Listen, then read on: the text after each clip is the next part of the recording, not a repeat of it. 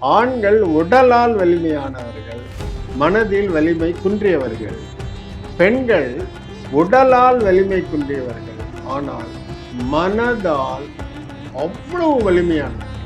சாதாரணமாக நம்மளுடைய ஜோதிஷ சாஸ்திரத்துல வேத காலத்திலிருந்து என்ன சொல்லியிருக்காங்கன்னாக்கா 12 கிலோ உடல் எடைக்கு ஒரு ரத்தி ஸ்டோன் போட்டுக்கணும். ஆண்களுடைய மன வலிமைன்னு பார்க்கும் பொழுது அவங்களால ரொம்ப நேரம் ஸ்ட்ரெச் பண்ண முடியாது. பொறுமையை ரொம்ப நேரம் அவங்களால மெயின்டைன் பண்றது கஷ்டம். இருக்காங்க சில ஆண்கள் ரொம்ப மெச்சூர்டா இருக்காங்க, குடும்பத்தை பார்த்துக்கிறாங்க, பொறுமையா இருக்கிறாங்க, எவ்ரிதிங் இஸ் ஃபைன். இருந்தாலுமே எந்த நேரத்துல அது டக்குன்னு குட்டுக்கும்னு தெரியாது.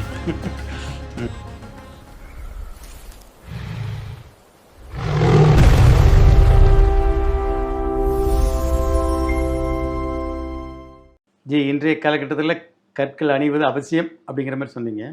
இது ஆண்களுக்கும் பெண்களுக்கும் கல்லோட அளவுகள் ஏதாவது மாறுபடும் ஜி? கரெக்ட். அதாவது ஜி, இந்த ஆண்களுக்கும் பெண்களுக்கும் நவரத்ன கற்களோட அளவு, நவரத்னம் அப்படின்னா நம்ம இந்த நவ கிரகங்களுக்காக பியூர்லி ஜோதிஷம் பார்த்து நம்ம போட்டுக்கக்கூடிய அந்த கற்கள், அந்த 9 கற்கள் சொன்னேன் இல்லையா, அந்த 9 கற்கள்ல வித்தியாசம் கண்டிப்பா உண்டு. கண்டிப்பா இருக்கு. சரிங்க. அதாவது அணியக்கூடிய கற்கள். இப்போ இதை எப்படி கால்குலேட் பண்ணணும் அப்படின்னாக்கா, ஒரு அந்த காலத்துல வந்து கேரட் அப்படிங்கிற அளவு கிடையாது. சரிங்க. ரத்தி அப்படின்னு தான் சொல்லுவாங்க அளவு. ஆமா, ஒரு ரத்தி, 2 ரத்தி, அதுவும் எடை சார்ந்த ஒரு சொல், அளவுகள், அளவுதான், யூனிட் அளவுதான். இப்போ ஒரு கேரட் அப்படிங்கிறது வந்து பிரிட்டிஷ் சிஸ்டம். சரி, ஒரு கேரட்டுங்கிறது வந்து 200 மில்லிகிராம். ஒரு கிராம்ல 5ல் ஒரு பகுதி. அதான் கேரட். அதான் கேரட். சரி, 200 × 5 1000. 1000 மில்லிகிராம் ஒரு கிராம், 1000 கிராம் ஒரு கிலோ, 1000 கிலோ ஒரு டன். சரி, அது ரொம்ப பெரிய அளவு. இப்போ கல் வந்து ரொம்ப சின்ன சின்னதா இருக்கிறதுனால கிராம் கணக்குல போட்டா பெருசு பெருசா வரும்.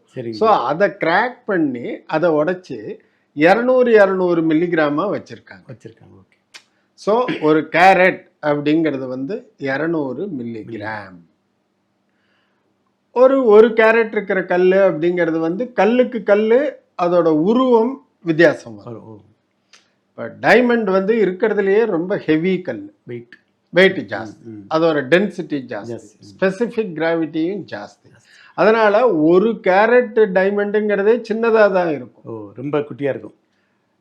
ரொம்ப குட்டியா இருக்காது ஜி, ஓரளவுக்கு இருக்கும், ஒரு மிளகு சைஸ். ரைட். இப்போ இதே ஒரு கேரட் எமரால்டுன்னு பார்த்தீங்கன்னாக்கா அது இன்னும் கொஞ்சம் பெரிய சைஸ்ல வரும். ஏன்னா அதுக்கு அடர்த்தி கம்மி. சரியா? ஓகே. ஸோ இப்போ ரத்தின்னு ஒரு அளவு சொன்னேன். ஆமாங்க. 1.2 ரத்தி அப்படிங்கிறது தான் ஒரு கேரட். சரி சரி, நல்லா புரிஞ்சுக்கோங்க. ஒரு கேரட்டுங்கிறது வந்து 200 மில்லிகிராம். ஆனா அந்த ஒரு கேரட்டுக்கு ஈக்குவலான ரத்தி அப்படிங்கிறது வந்து 1.2, 1.2 ரத்தி தான் ஒரு கேரட். சரியா? சரி. அப்போ சாதாரணமாக நம்மளுடைய ஜோதிஷ சாஸ்திரத்துல வேத காலத்திலிருந்து என்ன சொல்லியிருக்காங்கன்னாக்கா 12 கிலோ உடல் எடைக்கு ஒரு ரத்தி ஸ்டோன் போட்டுக்கணும். இதெல்லாம் இந்த காலத்து ஜோதிடர்களுக்கு வந்து தெரியறதா என்னன்னு தெரியல. இருந்தாலுமே இதை நான் சொல்றேன் வெளியில, ஜனங்களே ஈஸியா கால்குலேட் பண்ணிக்கலாம் நம்ம வெயிட்டுக்கு எவ்வளவு வேணும்ட்டு. ஆமா, நான் முன்னொரு இன்டர்வியூல சொன்னேன். அதாவது வந்து ஒரு மருத்துவர்கிட்ட போகும் பொழுது அந்த மருந்து எழுதுறதுக்கு முன்னாடி அவங்களோட பாடி வெயிட்டை செக் பண்றாங்க. எந்த ஹாஸ்பிட்டலுக்கு உள்ள போனாலும் ஹைட்டையும் வெயிட்டையும் பாத்துக்கிறாங்க. அதை நான் சொன்னேன் ஞாபகம் இருக்கும். ஸோ எல்லாமே உடல் எடையை பொறுத்து தான் நம்ம தீர்மானிக்கிறோம். அதே தான் இங்கேயும். இதில் என்ன ஒரு விஷயம்னாக்கா, ஆண்கள் வந்து உடலால் மிகவும் வலிமையானவர்கள், மனதால் வலிமை குறைந்தவர்கள். மன வலிமை குறைவு, ரொம்ப குறைவுங்க. ரொம்ப பிரிட்டில்னு சொல்றோம். ரொம்ப நேரம் ஸ்ட்ரெச் பண்ண முடியாது. அந்த உணர்ச்சிகளை அவங்களால கண்ட்ரோல் பண்ணி அதை வந்து அவங்க டாலரேட் பண்ணி மேனவர் பண்றது. ஈவன் எனக்கும் அதே தான். எப்படியாகப்பட்ட பலசாலியாக இருந்தாலும் அவ்வளவுதான். Body is strong, mind is weak. பெண்களுக்கு body is weak but mind is very strong. ரைட்டா? சரிங்க. அதனால தான் பெண்களால் குழந்தைகளை வயிற்றில் சுமந்து அவங்க வந்து ஜனனம் கொடுத்து அந்த குழந்தைய கம்ப்ளீட்டாக ஃபஸ்ட்டு ஒரு 1 இயருக்கு வந்து அந்த தாயால் அவ்வளோ பொறுமையாக இருந்து வளர்க்க முடியாது. ஒரு ஆணுக்கு அந்த பொறுமை இருக்குமான்னாக்கா தெரியல. அது இருக்க சான்ஸ் இல்லை என்னோட அறிவுக்கு எட்டின வரைக்கும். ஸோ ஆண்கள் உடலால் வலிமையானவர்கள், மனதில் வலிமை குன்றியவர்கள். பெண்கள் உடலால் வலிமை குன்றியவர்கள், ஆனால் மனதால் அவ்வளவு வலிமையானவர்கள். அந்த ஒரு தாய்மை, பெண்மை, சகோதரத்துவம், அதெல்லாம் விவரிக்க வார்த்தைகளே கிடையாது.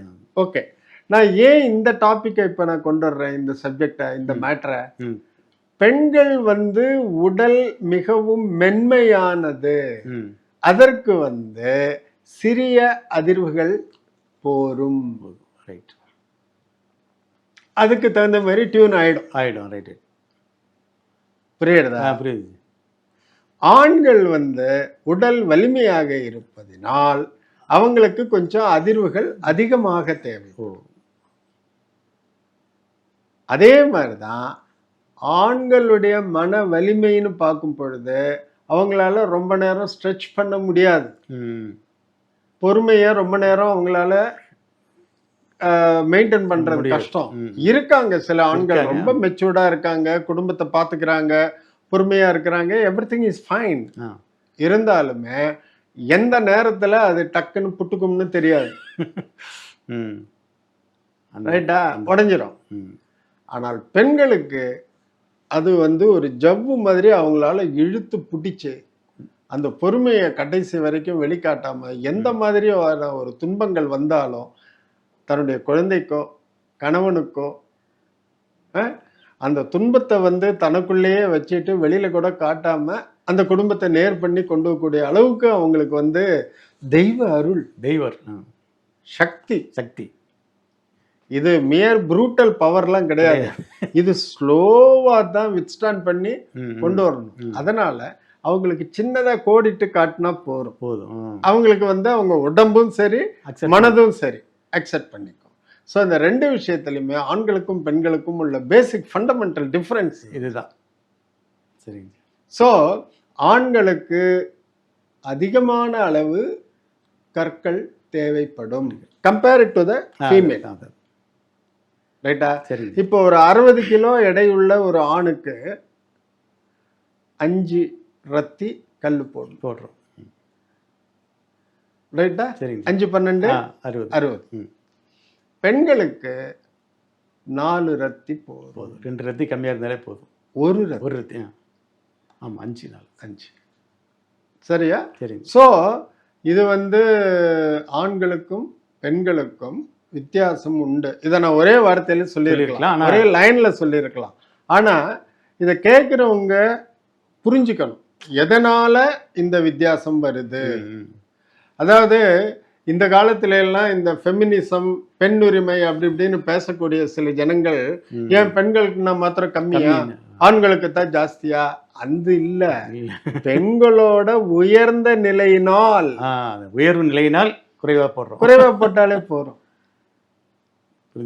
அதுக்குன்னு ஆண்கள் மட்டும் பெண்கள் உடலால் மென்மையானவர்கள், மனதால் வலிமையானவர்கள், அவர்களால் துன்பத்தை பொறுத்து கொள்ள முடியும், தியாகங்கள் நிறைய செய்ய முடியும், உடல் உபாதைகளையும் பொறுத்து கொள்ள முடியும். அத்தனையும் தாண்டி ஒரு புன்முறுவலோட யார் யாருக்கு என்ன பண்ணுமோ அதையும் பண்ணுவாங்க இல்லையா? ஆமாங்க. இது பெண்களெல்லாம் நம்ம கையெடுத்து கும்பிடணும், வணங்கணும், தெய்வம் வணங்கணும், தெய்வம் தான் இல்லையா? ஆகையால் அவர்களுக்கு ஒரு சிறிய உந்துதல் போரும். ஆண்களுக்கு பாதுகாப்பு கொடுக்கணும், குடும்பத்துக்கு தன்னை நாடி வந்த பெண்ணுக்கு குழந்தைகளுக்கு பாதுகாப்பு கொடுக்கணும். அப்போ அவன் உடல் உறுதியா இருக்கணும், உழைக்கணும், சம்பாதிக்கணும், நிறைய பொறுப்புகளை சுமக்கணும். உடல் ரீதியாக அவனுக்கு அதிகமான பலம் வேண்டும் வேண்டும். சரியா? புரியுது. ஒரு ஆண் செங்கல் அப்படின்னாக்கா பெண் அந்த சிமெண்ட் கலவை. அவங்க 2 பேரும் சேர்ந்து கட்டுறதுதான் வீடு. இதுல யாருக்கு ஸ்ட்ரென்த் ஜாஸ்திங்கிறத கம்பேரிசன்லாம் கிடையாது. ஆண்களுக்கு கொஞ்சம் அதிகமான அளவு கல்லு போடணும். இது நியாயமான சாஸ்திரத்தில் சொல்லப்பட்ட காரணம், காரியம். சரி, ஓகேவா? ரொம்ப சிறப்பா சொல்றீங்க. தேங்க்யூ. எல்லா குடும்பத்திலையும் ஹாப்பி ஆவாங்க. ஆமா, பெண்களுக்கு ரொம்ப மகிழ்ச்சி கிடைக்கும். மகிழ்ச்சின்னா உண்மை அதுதான். இத உணராம தான் நிறைய பேர் சுய பச்சாதாபத்துல சில பெண்கள் வருத்தப்படுறாங்க, நமக்கு மதிப்பு கிடைக்கலன்னு சொல்லிட்டு. சில ஆண்கள் தன்னுடைய உடல் பலத்தை மட்டும் வச்சுட்டு அவங்க ரொம்ப அதீதமா நடக்கிறாங்க. ரெண்டுமே தவறு. ரெண்டுக்கும் நல்ல ஒரு தீர்வான பதில் இது. பதில் மட்டும் இல்ல, உண்மை, உண்மை, யதார்த்தமான உண்மை. ஆமா, அதாவது ஹவுஸ் ஹோம் ரெண்டுத்துக்கும் வித்தியாசம் இருக்கு. சரிங்க. ஹவுஸ்னாலும் வீடு தான், ஹோம்னாலும் வீடு தான். ஹவுஸுங்கிறது மியர் கட்டடம். சரிங்க. ஹோம் அப்படிங்கிறது அந்த உணர்ச்சி பொங்க குழந்தைகள் மக்கள்லாம் வசிக்கக்கூடிய ஒரு இடம். அதுதான். ஒரு ஹவுஸ ஹோமா மாத்தக்கூடியது அந்த வீட்டு தலைவி, அந்த வீட்டு பெண் தான். இல்லாட்டி வெறும் பில்டிங் தான். வெறும் பில்டிங் தான் அது. சரி இல்லைங்களா? ஆமாங்க. இது எப்பயுமே நான் வாழ்க்கையில சின்ன வயசுல இருந்தா நான் உணர்ந்து ரொம்ப மதிக்கக்கூடிய ஒரு விஷயம். அது என்னுடைய தாயாகட்டும், உங்களுடைய தாயாகட்டும், யாராக இருந்தாலும் தாய்மைங்கிறது ஒரு பெண்ணால மட்டும்தானே முடியும். இத்தனைக்கும் மென்மையான உடம்ப வச்சுட்டு அவ்வளவு பெரிய விஷயங்கள் பண்றாங்க. ஒரு உயிரை ஜனனம் பண்ணி அவங்க தனியா காப்பாத்தி ஒரு மனுஷனா ஆக்குறாங்க இல்லையா? ஆமாங்க. அதனால அவங்களுக்கு கடவுளோட பூர்ணமான கிருபை உண்டு இருக்கு. அப்போ இந்த ஸ்டோன்ஸோ இதுவோ ஒரு சின்ன ஒரு பக்கபலம், அதுவே போரும். ஓகே. சரி, நன்றி.